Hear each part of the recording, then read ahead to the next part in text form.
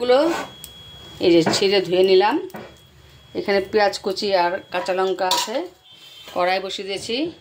কড়াইতে এখন পরিমাণ মতো একটু জল দেব। আর এই জলটাকে অনেকক্ষণ বয়েল করব, মানে জলটা যেন শুকিয়ে হাফ হয়ে যায়। জলে দিয়ে দিলাম নুন, আর দিয়ে দেব এই কাঁচা পেঁয়াজ, কেটে রাখা কুচি পেঁয়াজ আর কাঁচা লঙ্কা দিয়ে দিলাম।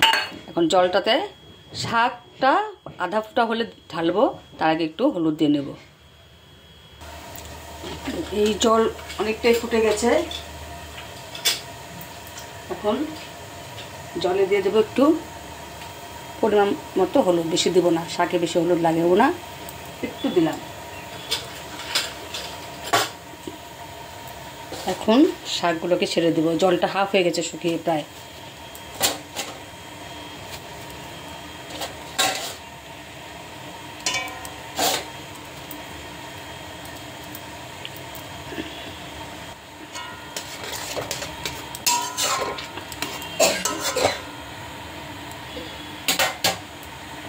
এখন শাকটাকে নামিয়ে নেব, তারপর দেবো সম্মানটা। কথা বলে নিই,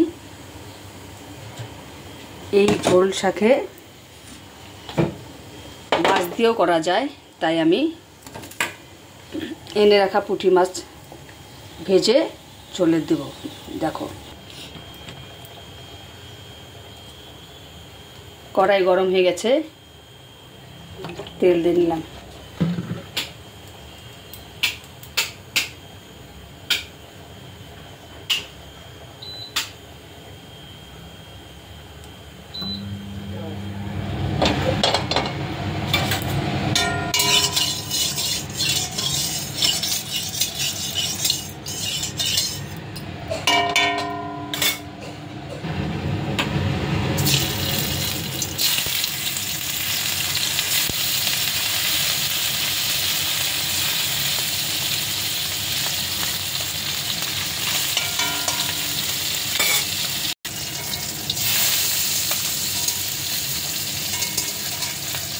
মাছ ভাজাগুলোকে সাইড করে নিলাম, করে ফোড়নে দিয়ে দিলাম শুকনো লঙ্কা, দিয়ে দিচ্ছি পেঁয়াজ কুচি,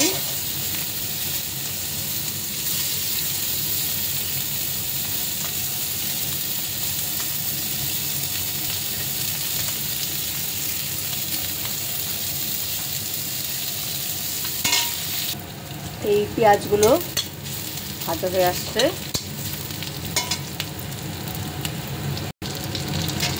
কালো জিরে,